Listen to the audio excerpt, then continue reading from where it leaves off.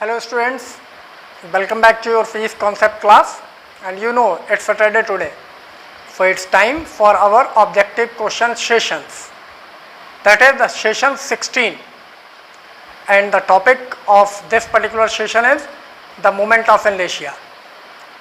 So without wasting our time, let's start our session 16 with the topic moment of inertia. But before starting the questions of the session, we have to know some formulae based on the moment of inertia. So let's start our class and be with me till the end of the class. Okay. तो जो आज का हमारा topic है वो हमें already पता है कि मोमेंट ऑफ इनर्शिया है. इससे रिलेटेड कुछ फॉर्मूले मैं यहाँ आपको बताता हूँ, नोट डाउन करता हूँ. सबसे पहले topic moment of inertia. This is the topic and its formula is I equals to mr square. When a particle of mass m is moving around an axis of rotation at a distance r from the axis of rotation, the moment of inertia is given by I equals to mr square. And for some shapes, the first formula for ring, it is m r square, like this is a ring, and moment of inertia about this axis passes its center and perpendicular to its plane. And second one is for disc is solid like a ring, so its formula is mr square upon 2 if its radius is r and the axis is this, passes through its center and perpendicular, and this is a solid. And third one is for solid sphere. Solid sphere, the moment of inertia about its diameter is 2 by 5 mr square. Okay, and for hollow sphere, the moment of inertia is 2 upon 3 mr square. So for ring this is mr square, for disc it is mr square upon 2, for the solid sphere it is 2 upon 5 mr square, and 5 for the hollow sphere it is 2 by 3 mr square. And theorems, and the radius of gyration is given by I upon m. K if radius of gyration, it is given by moment of inertia divided by the mass of the body. And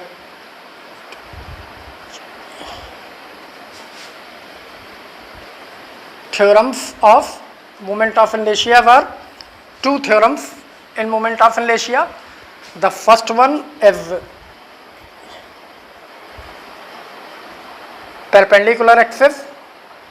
This is I equals to Ix plus Iy. That is the moment of inertia of a lamina about the z axis is equals to the sum of moment of inertia of the same lamina about the x axis and about the y axis when the z axis is passes through the intersection point of the x and y. And the second one, parallel. Parallel axis theorem is I equals to ICM plus MD square, where I is the moment, ICM is the moment of inertia of the body about the center of mass, M is the mass of body, and D is the distance between the two parallel axes. Already आपने ये सारे फॉर्मूले read किए होंगे, मैंने just reminder मैंने इनको यहाँ पे नोट डाउन किया है, क्योंकि इन सबको रीड करने के बाद ही तो आप क्वेश्चन सॉल्व करेंगे related to the competitive exams or academic exams. Okay, so let's start our session with their questions. And so your first question of the day is, see on the screen. So your first question is, the moment of inertia of a body depend upon, the four options are here. The option A is angular velocity, the option B the mass of body, the option C is the distribution of mass of the body, and option D if the axis of rotation of the body. So for understand or solving the question, now returns back to the board. So this is your first question जिसमें हम पूछ रहे हैं किसी body का moment of inertia जो 4 option given है इनमें से किस पे डिपेंड नहीं करता। तो हमें पता है फॉर्मूले आप सारे के सारे देख सकते हैं। इन सब फॉर्मूले में मास आ रहा है, मीन्स मास पे डिपेंड होता है।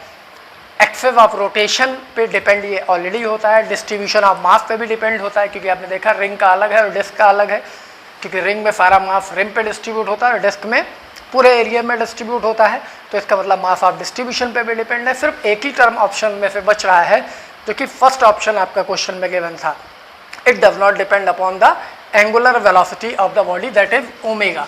सो the right option of this question should be option A, it does not depend upon the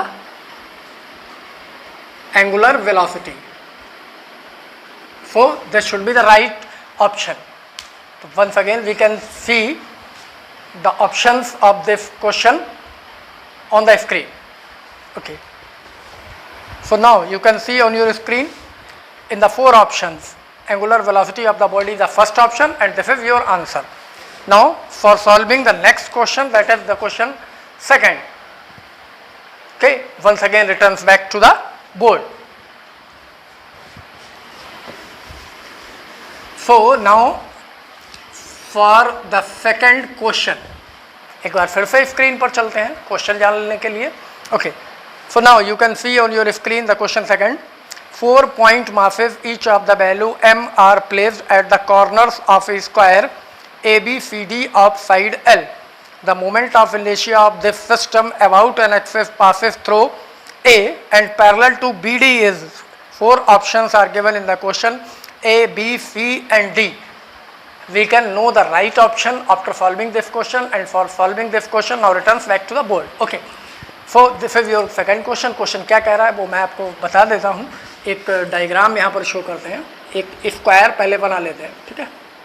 this is a square given A, V, C and D, और इन चारों कॉर्नर्स पे एक एक मास रखा हुआ है जो इक्विवेलेंट है, सारे ही m है. ओके, अभी कह रहे हैं कि अगर A कॉर्नर से एक एक्सिस इस डायगोनल BD डायगोनल के पैरेलल ड्रॉ की जाए, this type, you can see here this line is parallel to BD. So now we can meet this point. This point, इनको कोई नेम दे सकते हैं E and F. Okay, and ये दूसरा डायगोनल हम ड्रॉ कर लेते हैं. The side of square is given L. L given है. तो सबसे पहले तो ये जो डायगोनल है, what is the diagonal of square, तो आपको पता है side √2 times of the side होता है. So we can write VD equals to AC and this is equals to √2L. Okay, if this is the centre of this square, तो अब आप देख पा रहे हैं कि ये दोनों लाइंस पैरेलल हैं. This line EAF is parallel to BD according to question. तो it means this distance OA will be same as the distance DE and as the distance VF. और OA कितनी है? Just half of the diagonal, diagonal की just आधी. तो we can write here the DE is equals to OA equals to VF is equals to AC और BD upon 2. So AC if diagonal, that is √2 upon L upon 2. It can be written as L upon √2. ये हमें मिल गई है. अब हमें चाहिए moment of inertia इस पूरे सिस्टम का. तो किसके? इस एक्सिस के अबाउट जब ये रोटेट करेगा तो ये जो सारे मासेस, मास m, ये वाला मास तो इसी एक्सिस पे हो गया, मीन्स इसकी एक्सिस पे डिस्टेंस 0 हो गई. इसका कोई मोमेंट ऑफ इनर्शिया नहीं होगा.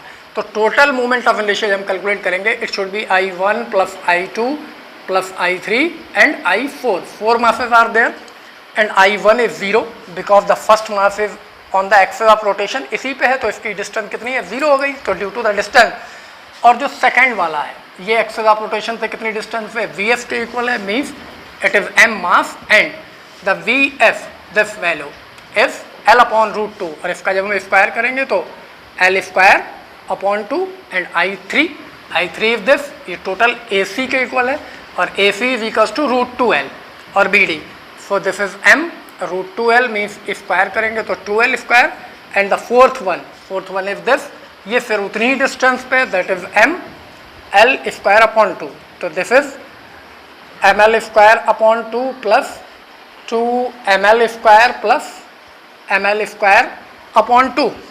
तो half ml square plus half ml square, this is ml square plus 2 ml square, तो the final is 3 ml square. The net moment of inertia is 3 ml square. This is the solution of this question.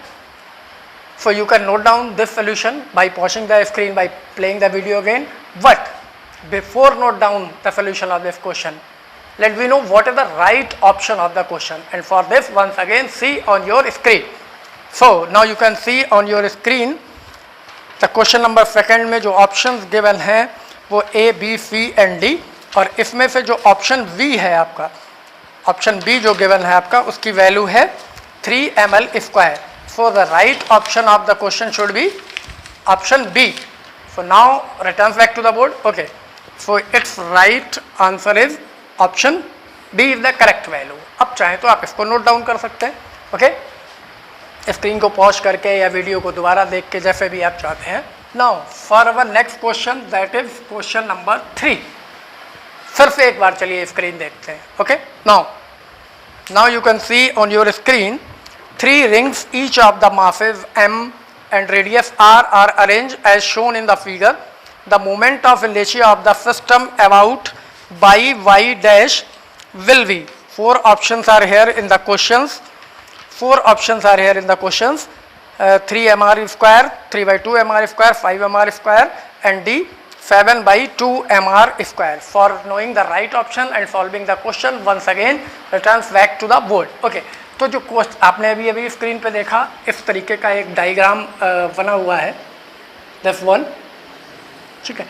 इसमें एक spare, ये मैं रफली बना रहा हूँ, 1 2 3 notice कर सकते हैं. सारे स्पेयर का मास m और रेडियस r गिवन है. इस पूरे सिस्टम का इस एक्सेस जो कि बाई y डैश है, इसके अबाउट मोमेंट ऑफ इनर्शिया चाहिए.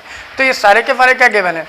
3 रिंग्स, ईच रिंग्स गिवन है. रिंग्स जब ये रोटेट करेगा, the first ring is rotated about it's diameter, the second is rotated about the tangent and third one is also rotated about the tangent. So the moment of inertia of the system, the moment of inertia of the given system is I equals to I1 plus I2 plus I3. तो ring का अभी मैंने वहाँ notice किया, about diameter नहीं पता है हमें. अबाउट डायामीटर हमने वहाँ पर नहीं लिखा है, हमने सिर्फ लिखा है about an axis passes through its centre. जब हमें डायामीटर के अबाउट चाहिए होगा तो हमें ये थ्योरम्स यूटिलाइज करनी होगी, परपेंडिकुलर और पैरेलल एक्सेस. तो यू कैन सी हियर, अगर ये कोई रिंग है और इसका इस वाली एक्सेस के अबाउट दिया है और हमें डायमीटर के अबाउट चाहिए, ठीक है, तो ये 2 डायमीटर इसमें हो सकते हैं. ये थर्ड, ये एज ए एक्स प्लेन हो गया, ये एज ए वाई हो गया. तो we can write here according to the theorem of perpendicular axes, this, ये जो थर्ड वाला मोमेंट ऑफ इनर्शिया है ये है एम आर स्क्वायर है एक्चुअली इस जेड वाले के, और आई एक्स और आई वाई दोनों इक्वली होंगे, जिनको हम अबाउट डायमीटर सपोज कर सकते हैं, I D plus I D. तो 2ID is equals to mr square. So ID is equals to mr square upon 2. Means the moment of inertia of a ring about a diameter is equals to mr square upon 2. अब बात आती है tangent की. ये 2 tangential direction में rotate कर रहे होंगे. तो अगर ये डायमीटर का हमें पता है और यहाँ पे एक हम टेंजेंट ड्रॉ करते हैं, ठीक है, तो this diameter and this tangent is parallel together. So जब हम IT फाइंड आउट करना होता है तो हम पैरेलल एक्सेस थ्योरम यूज कर सकते हैं, और दिस पैरेलल एक्सेस थ्योरम के अकॉर्डिंग ये मोमेंट ऑफ इनर्शिया हमें पता है और ये चाहिए हमें. तो IT जब हम सॉल्व करेंगे तो सेंटर ऑफ मास के अबाउट वाला ये होगा जो डायमीटर के अबाउट होता है, means mr square upon 2 plus m और d square. The distance between 2 parallel axes is r here. This is mr square. So we can write here half mr square plus mr square. This is 3/2 mr square. ये 2 फॉर्मूले भी आपको मालूम होने चाहिए इस तरीके के क्वेश्चन सॉल्व करने के लिए. तो the moment of inertia of a ring about the diameter is this mr square upon 2 and about the tangent is 3/2 mr square upon 2. तो यहाँ यूज करते हैं I1. फर्स्ट ये है, फर्स्ट वाला किसके अबाउट रोटेट कर रहा है? डायमीटर के अबाउट. तो डायमीटर के अबाउट ये होगा mr square upon 2 plus I2, ये वाली टेंजेंट के अलॉन्ग मूव कर रही है तो इसका हुआ 3/2 mr स्क्वायर, और थर्ड वाली फिर से टेंजेंट के अलॉन्ग है तो इसका भी 3/2 mr²। ऐड करके देख लेते हैं इसको क्या क्या मिलता है। mr²/2 ये ऑलरेडी है, ये 2 टाइम्स है, 2 टाइम्स है means 2 × 3/2 mr², that is 6 mr² ये है और mr² ये है, means mr²/2 + 6 mr²/2 that is 7/2 mr²। This should be the right answer of this particular question. तो ये जानने के लिए कि ये उन ऑप्शंस में से कोई ऑप्शन है या नहीं है, या हमने सही सॉल्व किया है, we have the right solution और नॉट, once again see on the screen. Okay, so now you can see on your screen in the 4 options A, B, C and D we have the value 7/2 mr² only in the option D, so option D should be correct and now returns back to the board. Okay, so its answer should be answer D. Okay, तो ये इसका answer होगा। इसका भी solution आप diagram और ये solution note down कर सकते हैं स्क्रीन को पॉज करके, जैसे कि हमेशा करते चले आ रहे हैं। Okay okay, now for our next question, that is question number 4। Once again see on your screen. Okay, now you can see on your screen the question number 4. 3 point masses, each of mass m are placed at the corners of an equilateral triangle of side A. Then the moment of inertia of the system about an axis passes along the one side of the triangle is, 4 options are again in the questions: A ma², B 3ma², C 3/4 ma² and D 2/3 ma². For check which one is the right option, once again returns back to the board. Okay, now this is your question number 4. इस question में क्या given है? We have an equilateral triangle. Equilateral triangle आपको पता है, all the sides are same and all the angles are same, that is 60 degree. और इसको हम सपोज कर लेते हैं ABC और इसकी साइड जो गिवन है वो A गिवन है। ओके, अब ये कह रहे हैं कि इस पूरे इसके तीनों कॉर्नर पर M मास प्लेस है, ठीक है, M M एंड M। अब इसको इसकी किसी वन साइड के अलॉन्ग रोटेट किया जाता है, मतलब इसको ऐसे करके इस साइड के अलॉन्ग रोटेट किया जाए, ऐसे करके इसके अलॉन्ग किया जाए, या ऐसे करके इसके अलॉन्ग किया जाए। तो इनमें से हम एक साइड आर्बिट्री चूज कर लेते हैं। सपोज करते हैं इसके अलॉन्ग इसको रोटेट करेंगे, ऐसे करके, ऐसे, ठीक है। तो इसमें से 2 मासेस, एक ये और एक ये तो एक्सेस पे ही आ जाएंगे जिसके अबाउट रोटेट होना है। और जब कोई मास एक्सेस पे ही होता है तो उसकी distance from the axis of rotation कितनी हो जाती है? 0, मतलब उसका मोमेंट ऑफ इनर्शिया 0 हो जाता है। तो इनमें से 2 मास का मोमेंट ऑफ इनर्शिया तो 0 ही होगा। एक का रहेगा सिर्फ ये जो ए कॉर्नर पे प्लेस्ड है, उसके लिए हमें इस ए की इस एक्सेस ऑफ रोटेशन पे डिस्टेंस पता करनी होगी। तो we have to draw a perpendicular from this corner to the axis. Suppose करते हैं डी है और this should be the median of this triangle. तो आप लोगों को पता है इक्विलैटरल ट्राइंगल की मीडियन कितनी होती है? We know the side. चाहे तो आप ट्राइंगल प्रॉपर्टी यूज़ कर सकते हैं, लाइक ये ए है तो ये मिडिल पॉइंट पे डिवाइड होगी तो ये a/2 हो गया। ये हमें ऑलरेडी कैलकुलेट करनी है और ये साइड हमें ए फिर से गिवन है, तो हम इसको सॉल्व आउट कर सकते हैं। This perpendicular square is equals to hypotenuse square minus base square. और डायरेक्टली भी हमें ये मालूम होनी चाहिए। तो ये the median of this triangle A D must be equals to √3/2a, √3/2 times of the side. अगर आप इसको सॉल्व करेंगे ट्राइंगल प्रॉपर्टी से तो भी ये आ जाएगा, बट कम्पिटेटिव या इस टाइप के क्वेश्चन में आपको बहुत ज़्यादा टाइम इन्वेस्ट नहीं करना चाहिए इन चीज़ों को सॉल्व करने के लिए। ये सारी वैल्यू आपको लर्न होनी चाहिए डायरेक्टली। ओके, सो ये डिस्टेंस हो गई। So moment of inertia of the system is I1 for the first mass, I2 for the second mass and I3 for the third mass. तो इनमें से मैं पहले ही आपको बता चुका हूँ। अगर हम सपोज करते हैं I1 इस वाले का, I2 इस वाले का और I3 इस वाले का, किसी एक को हम चूज कर सकते हैं। तो I1 is 0, I2 the second mass is 0, means mass into square of the distance. और पहले मास की भी डिस्टेंस 0 है, दूसरे मास की भी डिस्टेंस 0 है, और थर्ड मास की डिस्टेंस है m और ये डिस्टेंस है AD। चलिए मैं एक बार लिख देता हूँ AD स्क्वायर। तो this is m and √3/2a square. इसको जब आप सॉल्व करेंगे तो ये हो जाएगा 3/4m and a square. This is the moment of inertia of the system about an axis along the side of the triangle. So I equals to 3/4 ma²। This is the solution. And option कौन सा correct है ये जानने के लिए एक बार हम फिर से अपनी स्क्रीन देखते हैं। तो चलिए नाउ अब आप अपनी स्क्रीन पर देख पा रहे हैं आपके क्वेश्चन नंबर 4 में जो आपका ऑप्शन सी है उसकी वैल्यू 3/4 ma² है जो हमने सॉल्व की है। So now return back to the board. Okay, so it's answer is option C is the correct. अब इसको भी आप चाहे तो नोट करें और चाहे अगर समझ में आ गया तो मुझे नहीं लगता कि आपको इसको नोट डाउन करने की ज़रूरत पड़ेगी। तो if you want you can note down. Okay, now our next question that is question number 5। और इस क्वेश्चन को देखने के लिए हम फिर से स्क्रीन पे चलते हैं। Okay okay, now you can see on your screen the question number 5 if this one solid sphere and another hollow sphere V are of the same mass and the same outer radii. Their moment of inertia about their diameters are respectively IA and IB such that 4 options are given in the questions. इनमें से कौन सा option correct होगा इसको जानने के लिए हम क्या करेंगे, इसको सॉल्व करना पड़ेगा। So for solving the question now returns back to the board. Okay, so question number 5 में आपको क्या क्या गिवन है, एक सॉलिड स्फीयर गिवन है जो ए है और एक हॉलो स्फीयर गिवन है जो बी है और दोनों के मोमेंट ऑफ इनर्शिया आई ए और आई बी से रिप्रेजेंट किए गए हैं। अब इनमें आपस में रिलेशन क्या है वो आपको चेक करके बताना है। तो we can write here the I A, the moment of inertia of a sphere. अब स्फीयर कौन सा, सॉलिड या हॉलो? तो पहला वाला कौन सा गिवन है, सॉलिड गिवन है और सॉलिड गिवन का डायमीटर के अबाउट मोमेंट ऑफ इनर्शिया क्या होता है, I already right here the moment for solid sphere this is 2/5 mr²। So you can write this is 2/5 mr²। और अगर हम इसको सॉल्व करें it is 0.4 mr²।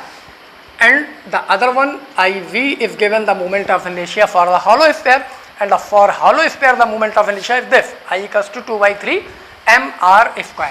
so this is 2/3 mr²। ये question में ऑलरेडी आपको गिवन है कि मास भी इक्वल है और रेडियाई भी इक्वल है। इसको जब आप सॉल्व करेंगे तो it should B 0.66 mr²। You can clearly see which one in दोनों में क्या रिलेशन आ रहा है, ये आपस में बराबर नहीं है। ठीक है, तो रिलेशन क्या आ रहा है, we can see here the I A is smaller than I V. The moment of inertia of a solid sphere having the same mass and the same radius as a hollow sphere is less than that of the hollow sphere. तो solid का कम है, hollow का ज़्यादा है। क्या ऐसा कोई ऑप्शन है, ये जानने के लिए हम फिर से एक बार स्क्रीन पे चलते हैं। Now you can see on your screen, इसमें जो ऑप्शन सी है उसकी वैल्यू है I A is less than I V. So it should be the right option. So now returns back to the board. Okay, so आप इसका answer लिख सकते हैं, आंसर सी, यही इसका सोल्यूशन है। तो this is your 5th question. इसमें कुछ सॉल्व करने के लिए है ही नहीं, फिर भी आप चाहें तो नोट कर सकते हैं इसको। Okay okay, now we are moving towards our next question that is question number 6 and for knowing this question once again see on your screen.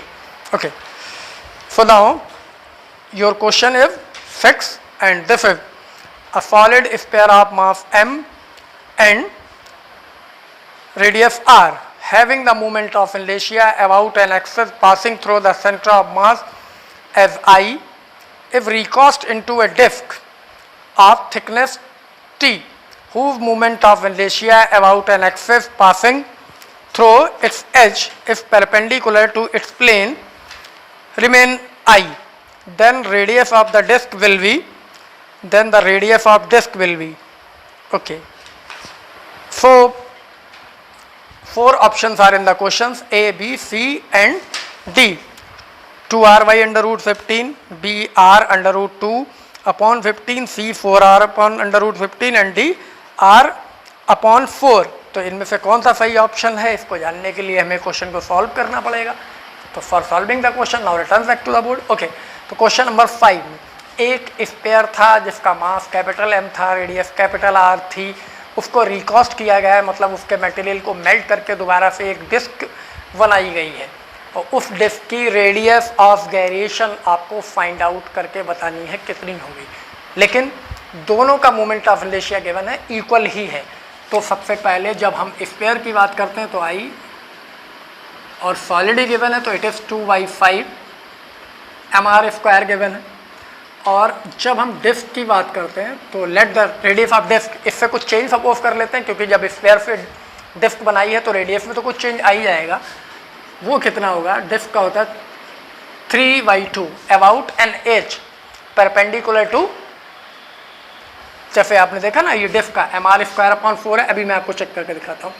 mr²/2 है कौन सी एक्सेस के अबाउट, इस एक्सेस के अबाउट। और इन्होंने कहा है कि perpendicular to its plane and edge, मतलब इस वाले के पैरेलल एक्सेस की थ्योरम यूज होगी। तो I = mr²/2 ऑलरेडी होता है और इन दोनों के बीच की जो डिस्टेंस है mr²।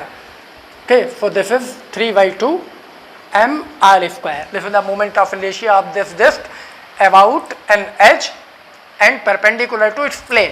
ओके, सो ये सारे फॉर्मूले आपको जानने चाहिए क्विकली सॉल्व करने के लिए। तो इट शुड बी 3/2 m, और रेडियस मास तो उतना ही है r²। इसको हम चेंज सपोज कर लेते हैं। अब इन दोनों में रिलेशन फाइंड आउट करते हैं क्या होगा, देखते हैं।